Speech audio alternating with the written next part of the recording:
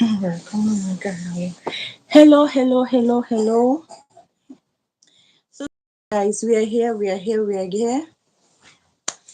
Kindly bear with me. I tried doing this on StreamYard, but I'm having a serious, I'm having a serious issue with my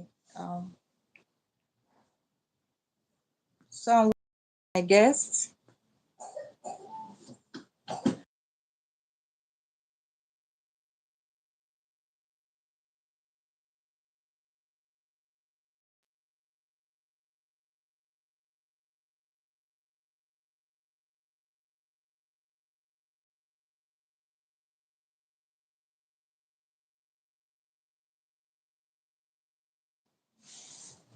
So, thank you, Joy. Thank you so much for joining. Who is here? Let's go. While we wait for my guest to join, I'm expecting my guest. Hello, fabulous me.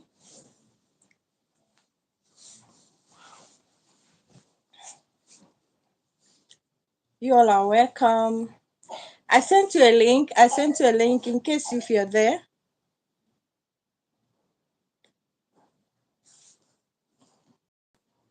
In case you're there, I sent you a link. Thank you so much for the like. I have one person.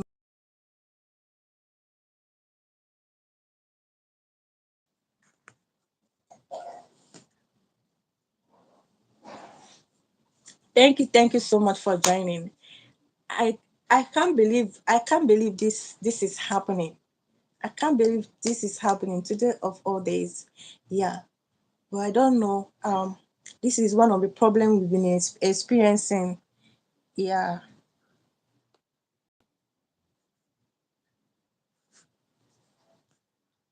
This is one of the problems we have been experiencing.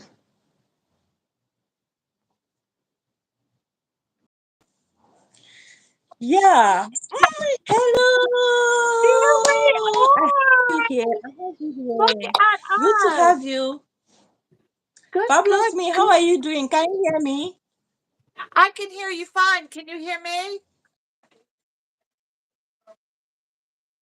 Can you hear me? Hold on.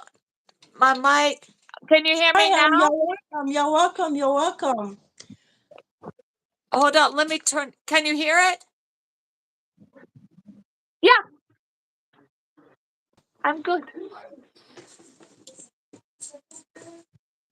I hear you, though it is fluctuating. It's fluctuating, but I can hear you. So without wasting time, because as you can see, my network is bad. My network is quite terrible, and with StreamYard, it doesn't go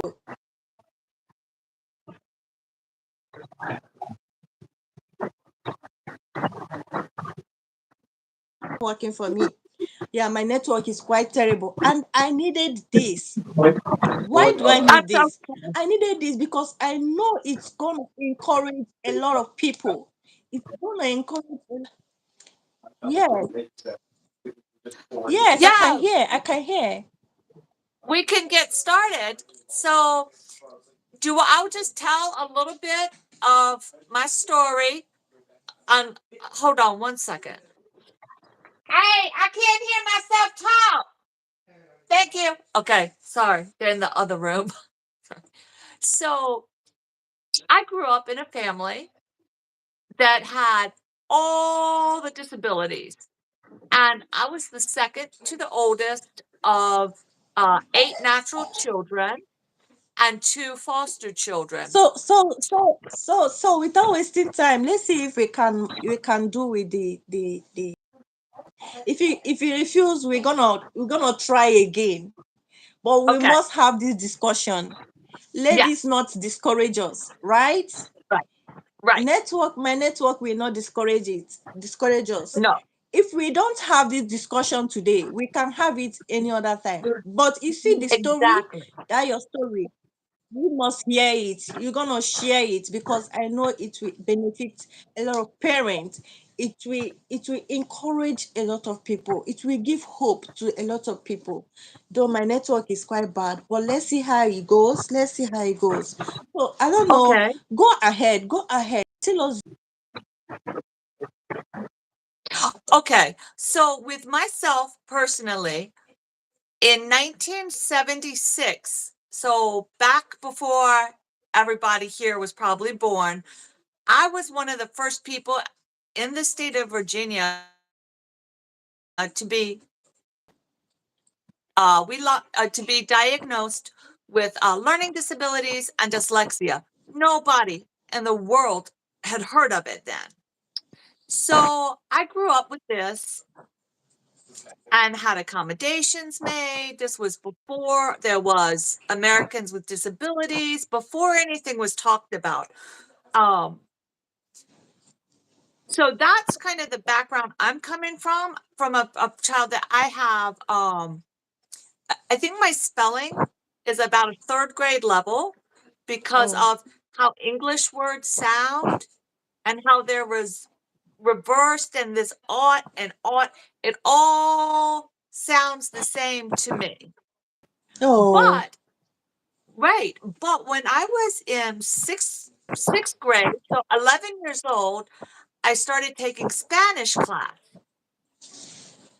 In Spanish, the words are said like they spelled like they hear, like you hear it, say like they hear it. So I finally was able to learn grammar and spelling. I would just have to put everything in Spanish. And that was how I did it.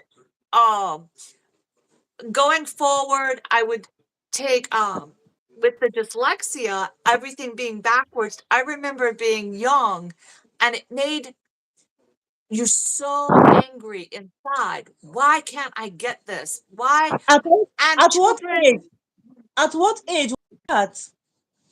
six, so I got diagnosed at 6 years old. So by Okay. 10 years old, you feel stupid. You're telling yourself you're stupid. You're starting to make, you've started about second grade. I knew I couldn't spell. So you started to find ways to get around a system because there was no help at this time. Yeah. By the time I was in third grade, I made 100 on every spelling test because I could cheat so well. You had to do what you had to do, you know? Yeah. So yeah.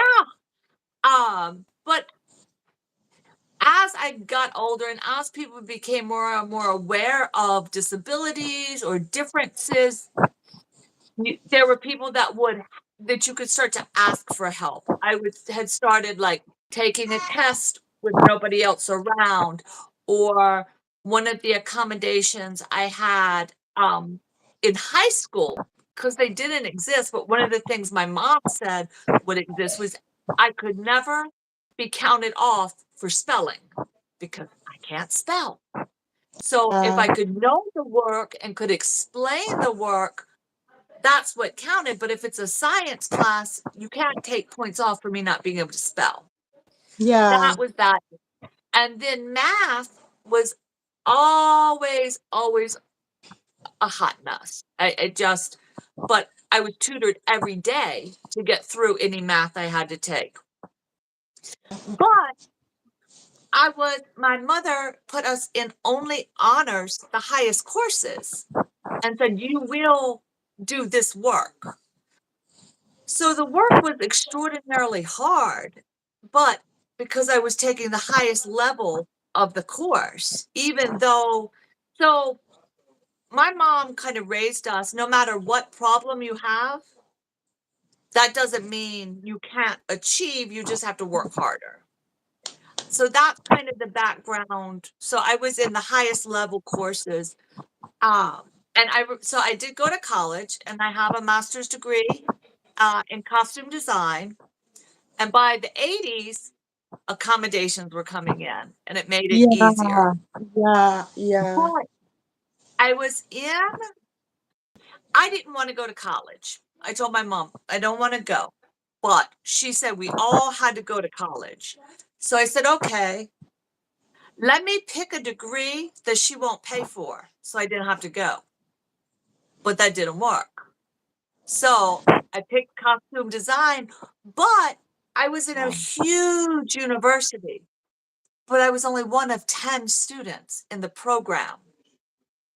So everything was very small, and I had the person to help me at every step. Where is your work? Have you turned it in? How's it going? And I had that in, my drawing classes. We had to take art, and I kept failing, and I kept failing. The art class, 3 times I failed the same class. So Wow. finally, I had to bring my papers to the art teacher or to my professor for my head of my department. And he says, "You draw everything backwards.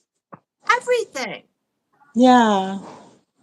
Well, 3 years of failing a class, the art teacher never told me, but that's how my brain reads Wow. things. Like if I'm Wow. seeing something, let's say to draw, you draw like far away as a point away from you. But I draw it opening up because I'm the center and I Yes. open up. So with that being said, when I had my children, Okay, it was okay, not okay. Before you go into that, before you go, a let me cut you in there. okay, Yeah. okay, Yeah. Let me at this point appreciate your mom. Let me appreciate her yeah, because yeah, in this whole scenario, she played a tremendous role. Yeah, she tried. So I am giving a high five to mom, to your mom. She really yeah, did great. Yeah. Now I want to take you back, to that level, that age of 6 years, when you realize, or rather 10 years, when you realize that you weren't doing well with the peers, of right. your mate now. So how do those your that time see you? Did they like segregate, or how do you feel among them at that point when you see that you are not really coping well with your peers? So I think in primary and young primary school, about that 3rd grade is where the separation starts to happen. Because at that Oh, point, the smart kids are here. The kids of that are course. real athletic are here. And then you have these in the middle that the grades are not good. And so you start to feel isolated and you start to feel stupid. Like, and then Exactly. the other children in a small classroom, in the old days, teachers would hold up the grades and say, "You got this, you got this, you got this." So everybody knew. Now I don't think they do that. But it makes you start feeling angry because Exactly. there's part of you that knows you're not dumb. You know you're not dumb, but this just makes no sense.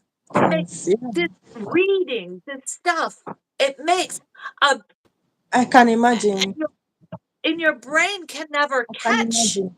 I can imagine. what, Which is and it why I makes, this question. Yeah, go ahead. I Go think ahead. that that's why between about age 8, 9 till about 12, 13, maybe 14, anybody with a special need, no matter what it is, learning or physical or anything, I think those are the years where it's just pure anger. You are And angry, angry, angry, angry, and feeling it's unfair, and you know you're different. And when you're struggling in one section, like it or not, kids will start to segregate. Because exactly. if I'm angry and fighting here, when we go to play, I'm already going to be mad and not being nice. I'm going to fight you. I'm going to, you know, Yeah. so Out of I think that's where that's where a lot of the behavior issues that come out, Oh. and then it Mm. doesn't change, but I think the root of the behavior issues at that point, it comes from frustration. Yeah. You know you can do more, but why does it not connect? Why am I thinking this and I can't get my hand to draw it or my mouth to say the To say word? it. Yeah. And and so there's always just that anger. So of course it does make friendships very tedious. And you're lucky if I think the smaller the environment, the easier it is to navigate friendship and connections. Yeah. Exactly. I know why I asked you this question because even till now, even till today, a lot of people, I'm bringing this down to trade, even till today, a lot of people that have these challenges are being segregated, isolated. So I think teachers, you see, teachers, schools should pay more attention. Should pay more attention because most times this results to an aggressive behavior because the child in trying to stop a defense mechanism because he doesn't want to be bullied. He just want to appear like every other person, Right, That way he right, will right. try to present himself, the way he or she wants people to, see him or her. So that's by the way. Now, when as you were growing, what now become your coping mechanism? What was your coping mechanism at this thing for someone that might be passing through this, and here you are doing very very well, right? You're doing very well. You Right. have whitey of your own. So what is your coping mechanism? What is your encouragement for somebody, so that the person won't dwell in your negative or dwell in your situation and feel that you can't do anything. So share with us, what was the coping mechanism? I think once I found what I did not want to do. I knew I didn't want to be in an office. So if I got the things I didn't want to focus on in my life in that Wow. pile, then I had to look and say, what do I want to do? And I Wow. said, well, I want a job that is different every day, but has a routine to the job, but Yeah. different challenges.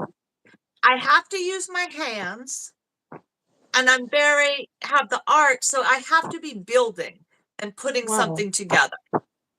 So when I started thinking about that, I said, okay, I like I it was so crazy. Let me tell you this. When I went to college for costume design, I didn't sew and I couldn't draw. And my mom and I know, I Wow. just but yeah. And then once I got into it and started doing it, I had gone to a school for a year that was actually fashion design. I was like, oh, I want to be a fashion designer. So I learned the skills there. So when I switched to the costume, I could. And the drawing took me a long time, but any new skill take practice. Every new skill, they're not easy. They take practice, practice, Exactly. practice. Exactly. And some skills are easier and some you just have to learn. So Yeah. that was one thing that I think just growing up had stuck with me, you know. And for me, it was very important that my job. So, like with the costuming, you start a show and it's different than the last show, the last dress. It was a different project. I use the same skills all the time, and that was how I kind of got into that. Um, Wow. Amazing. so, Amazing. but it was Amazing. that need to build and create. Like my son, he's been taking stuff apart since he was 2 years old, and Wow. I can look at a picture. If I see a picture, whether it's a drawing or a painting or something building, if I see it, I can figure out how to put it together. Wow, But amazing. I can't follow written directions. Yeah. Don't write the no, just show me the beginning, all the pieces, and the finished. Yes. Wow. Wow. Wow. Wow. Less words are better. Yeah. So that was kind of how my journey started.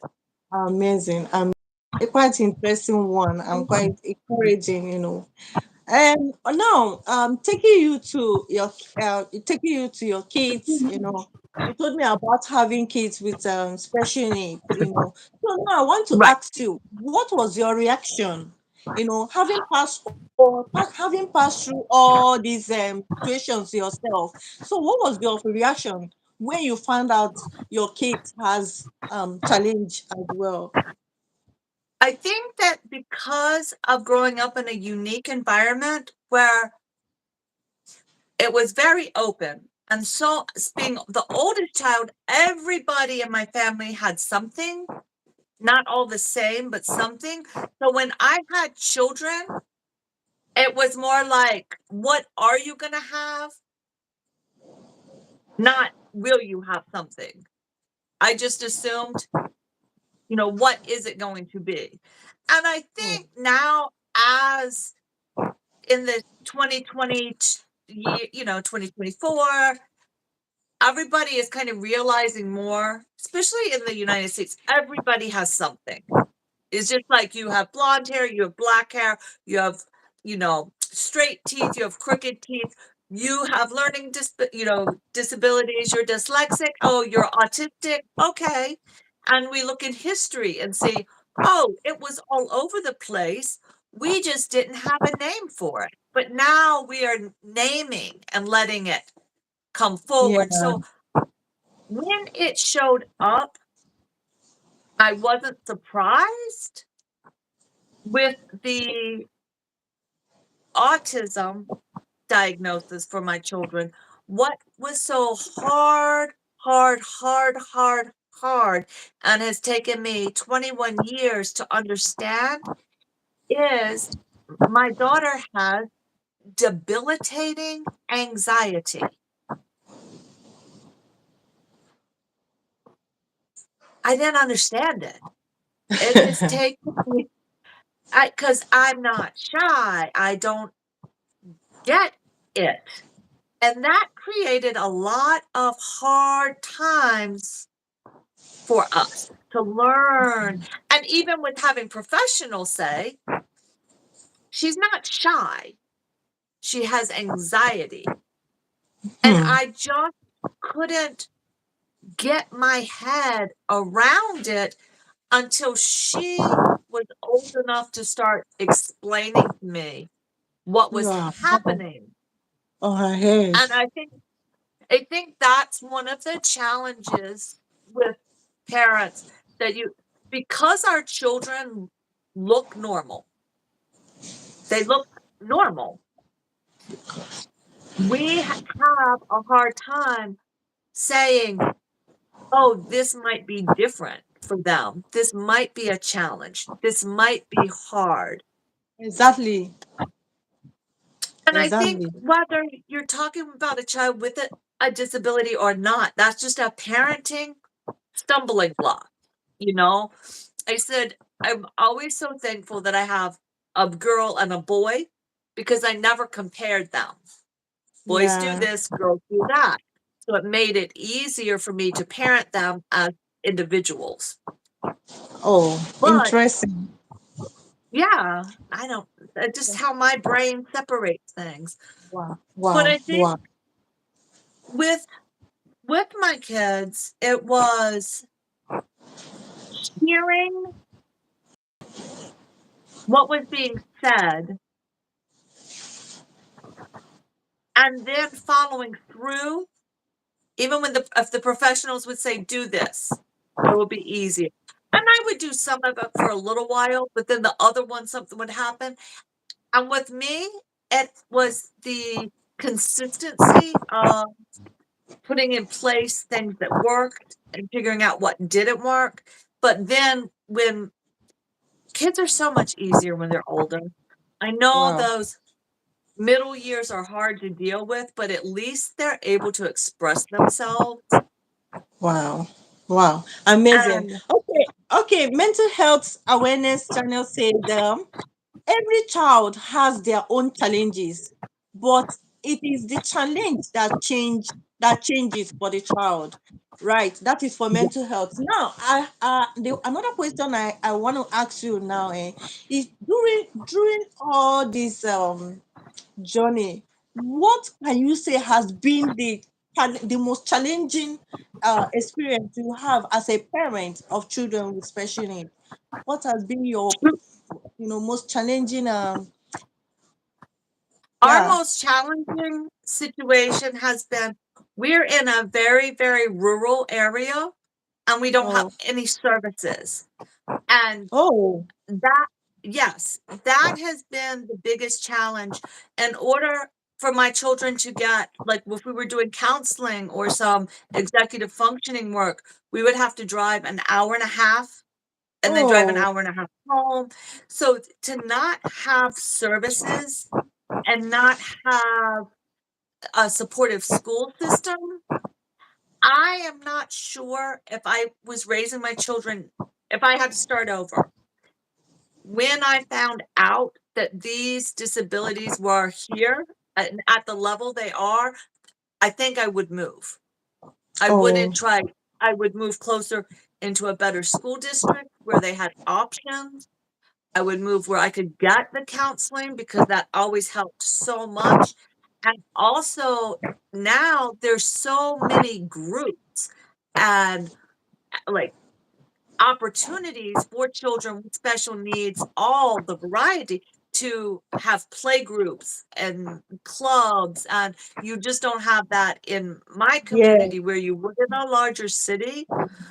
That was truthfully the biggest and most frustrating part of it. And I think the other part was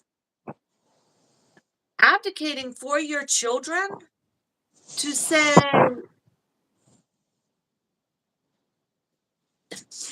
my child, they were doing so well. Oh, she could do X, Y, and Z, honor roll, top student, but if anything changed or didn't happen, she would have to needed a quiet place, needed that. And I don't think emotionally I did a very good job working with that, that I should have stood up more and I should have abdicated harder for her.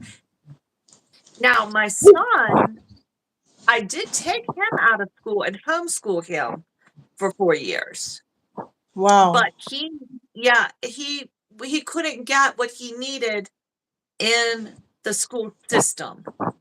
He needed therapy and he needed to catch up, you Uh, know, where they yeah.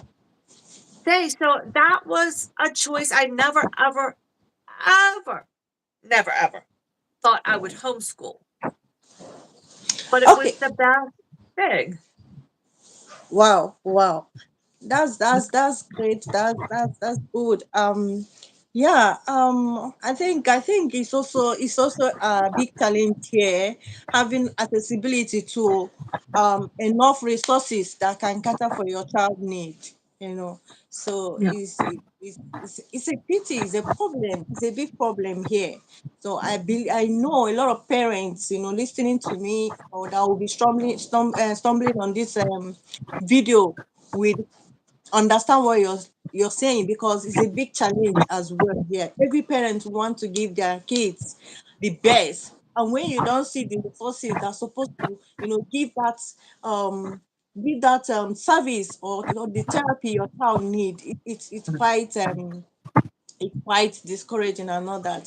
So I want to ask you, even in the midst of all these challenges, you know, not having accessibility to the right medical whatever that your child need, what strategies and habits kept you going?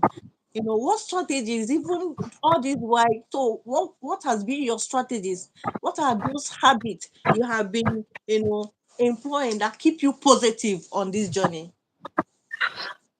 One thing about the autism spectrum is that these children, we're at the very, very high end with these very, very over smart kids, is where I am.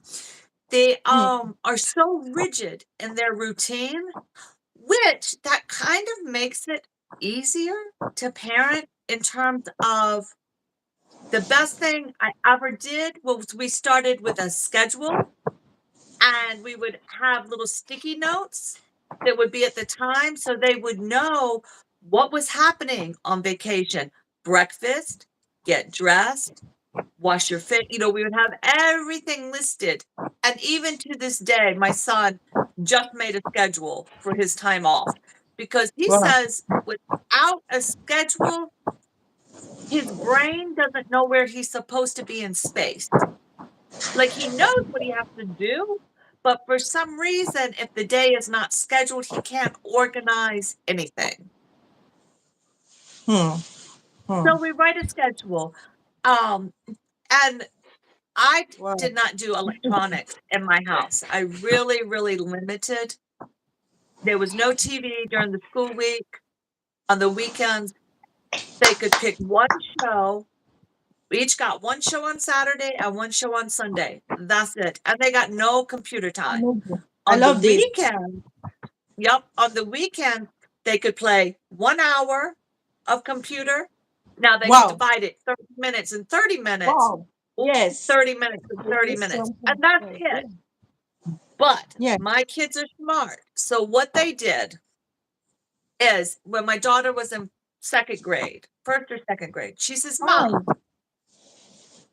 if we get up and we get dressed, we eat breakfast, we brush our teeth, we have our lunch by the door, everything ready to go to school, can we watch TV or get on the computer? I said, yes.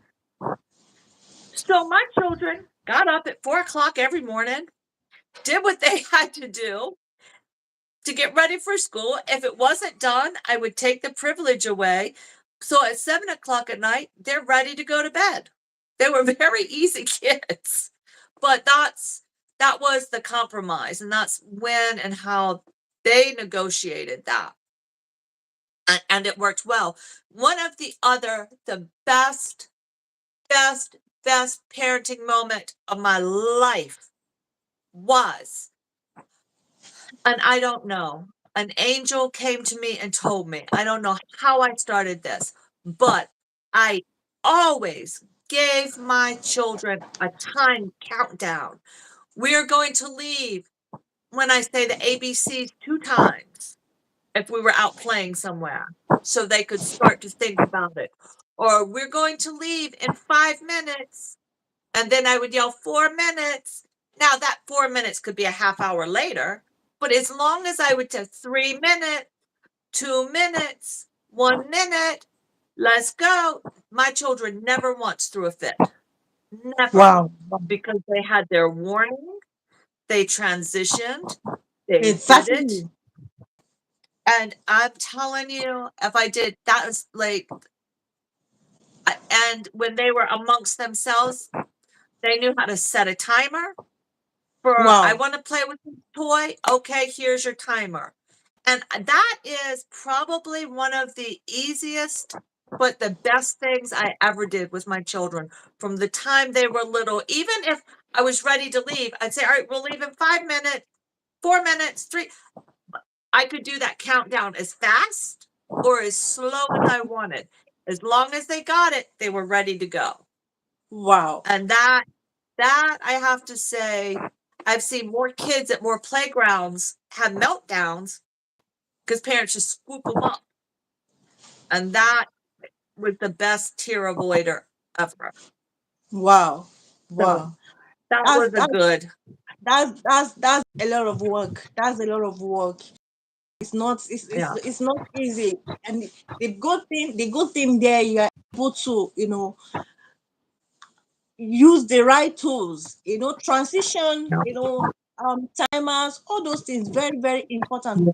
child with special needs. But Yeah. it takes a lot of work, energy, and time. So now I want to ask, how do you balance being a parent with special needs, self-care and family time? How all? You don't? I didn't. I never felt like I did.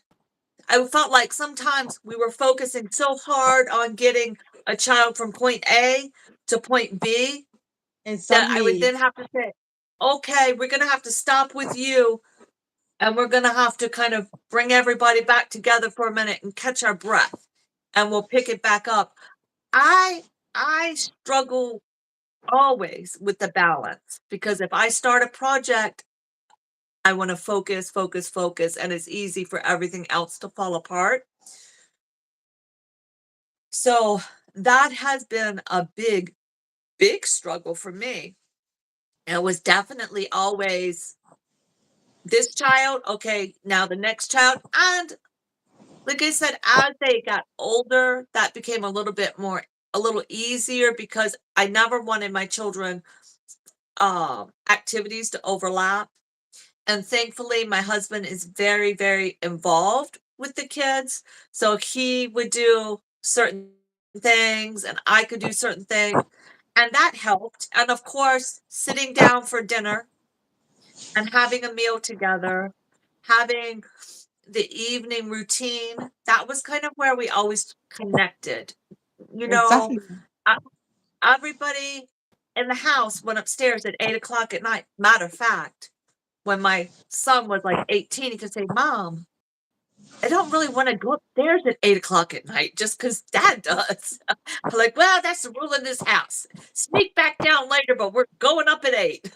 So, you know, but that was where I think the family time we could connect, Exactly. everybody getting fed. Yeah, let's read a story.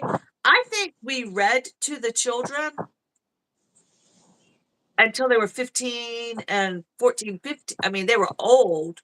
Wow, I think, wow, wow. adult books, but that were just kind of our connection to each other and Wow. that routine. Yeah, it was. And now they talk about how special that was to them. Wow, this is great. This is great. You have given it your all. You have given it your all. And I am happy at the end of the day you're seeing the result of your efforts. You're seeing it all. Yes. I think you really did Yeah. amazing. Yeah. And I You think said okay, go ahead. you have to say, as parents, I worked. I need a break. I can't think about this at all. I just need some downtime and we can pick it all up. But in the meantime, and I think we're almost programmed saying we can never put it down. We can never put it down. But you have to, especially, I didn't have anybody in this area where I live to babysit my children, to do anything. Oh, We're here alone. must have been So a lot of sometimes, love. yeah. So sometimes you just had to say, you know what? Today, this week, this month, I can't do it. Stick to your Oh, schedule, brush your teeth. We're not dealing with anything new. We'll pick it back up. And it's okay. And I think it actually helps kids to realize it's okay to say, take a break for parents yeah, too. yeah. We are learning from here. We are learning from this. We are really learning.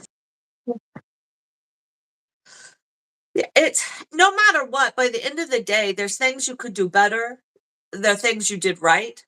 So I like to remember the things I did right, but the things that I really messed up, um, you know, we all remember those too.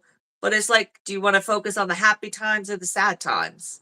So you just pick which ones you pick, you stick with the happy and the reward is children that are in their 20s going into their careers and are doing pretty well. So that's what we are. Are we still live? I can't tell. Are we still all together? Or is it just me up here talking now? Hold on, let me check. Yeah, so let's see what we got happening. Because I'll keep talking. Oh, shoot, I got ads. It was to see where we are. If I'm still going to keep talking. So Okay, I'll sorry. keep talking. Sorry. My network's still terrible. My network's still Oh, no, I terrible. can keep going. Yeah, But I think, keep going. truthfully, one of the biggest things that has helped also is realizing that we don't live in a community, in a family community. It's a global community. Everybody's spread out. So children don't have uncles. They don't have aunties. They don't have cousins to Oh. go and help them with things. So my kids had counselors, not the same counselor the whole way through, but it has been wonderful that they were able to get counselors. And I think right now my daughter has two. To work through different issues and different things that she's focusing on. But I always said that that is so important because we're not at a kitchen table with grandmother, aunt, mother, generations of people to give us advice. And you need another adults in your life to Please. guide you. So I Exactly. think for me and for my children, having counselors to work with through the years has been worth its Tremendous. weight in gold. Wow. Yeah. Wow. Wow. Wow. But if So they couldn't walk, I would have them with a physical therapist. So because they need somebody, an outlet. Plus they need exactly. somebody they can say stuff to that then they don't have to hear, but I tried, or but this, or you don't understand. No, they need somebody that they can say their feelings to. So Yeah. counseling and the mental health component, I really, really, really think is vital to anyone that has the ADD, ADHD, any of these Challenges. abilities that you just need somebody to say, you're doing okay, or Exactly. try this, or Important. Very, very important. Yeah. yeah, Okay. Okay. Sophia, that now we were talking about yesterday. You said something about homeschooling your child, and I know it's not every parent can find their way around homeschooling and all that. So I would really like to know, how were you able to do it? Tell me your ways around it. How was it with well, your in children? Yeah. where it was a And at lot. what age? At what age was it? Yeah. So he was fourth grade, so that's 10.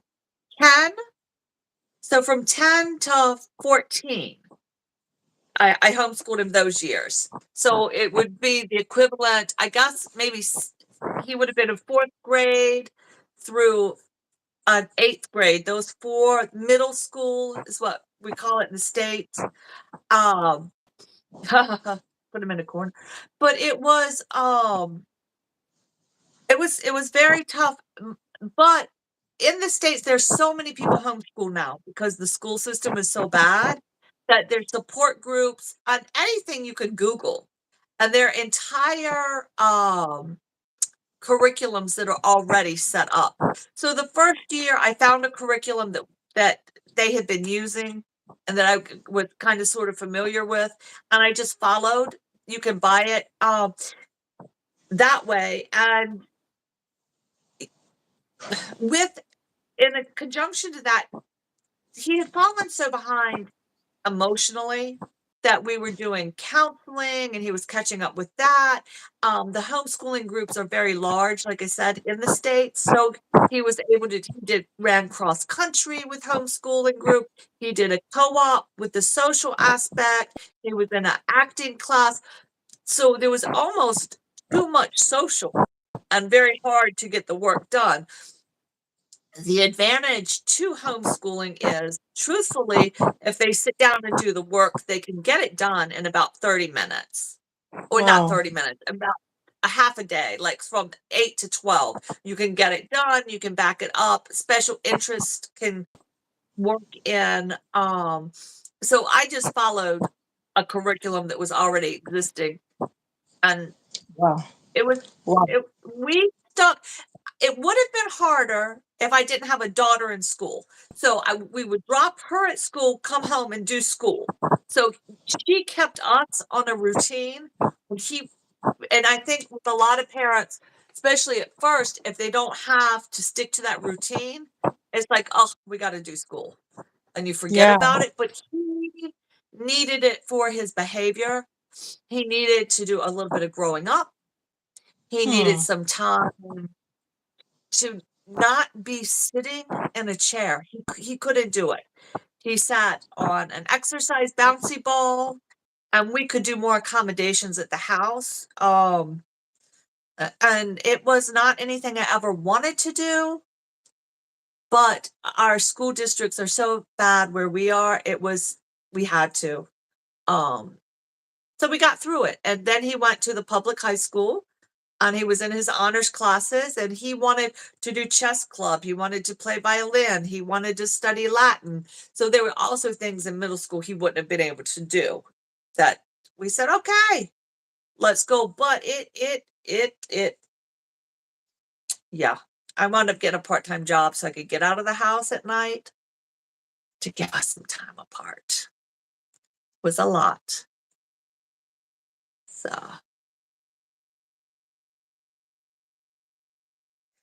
I think we're frozen again. So I did see how somebody had asked about how to deal with the disruptive and explosive behaviors. And I really want to say that I know is just pure, unadulterated frustration. If you're changing a routine, I know that it helps to give the transition, to give a warning, to give the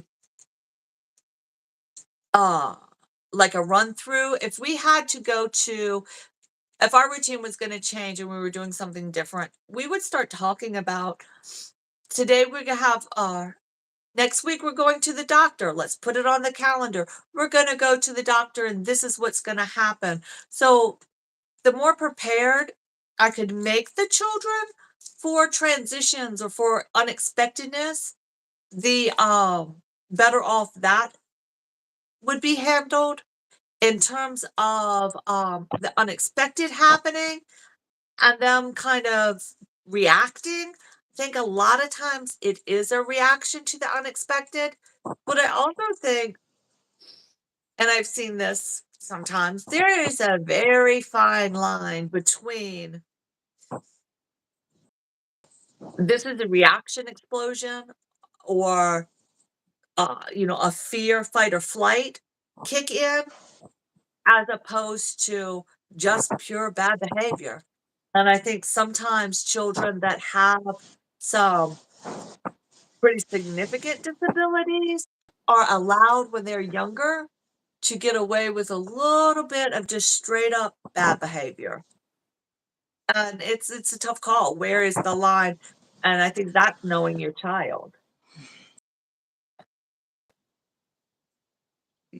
Yeah. So sorry. So sorry, guys. For everyone watching, all of you, 6 million friends in the house, thank you so much for being there. I appreciate all of you guys, and I want to apologize for this terrible disruption on my network and all that.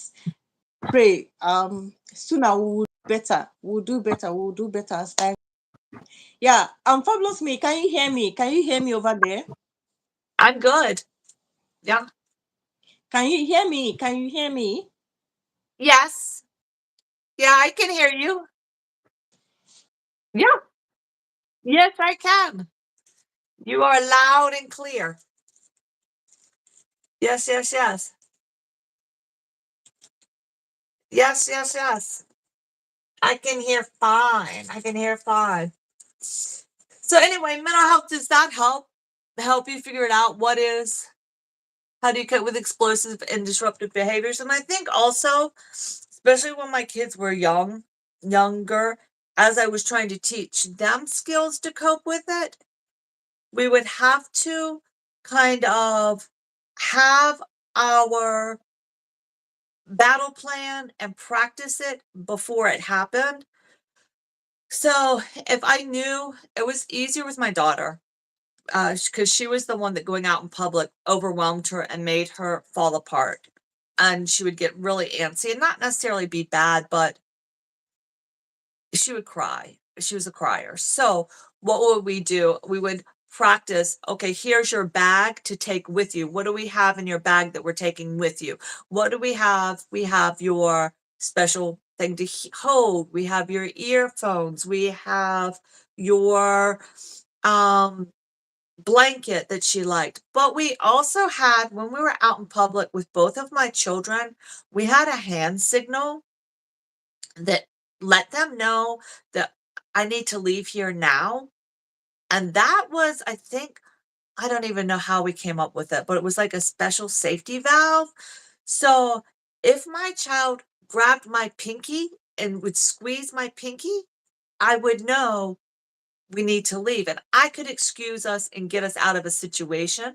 So sometimes giving a child the power to say, I need to leave, and a way to say it without being rude, without being disruptive, really kind of saved the day. Going in and we practice it. We would practice it, say, hey, squeeze my pinky, what happens?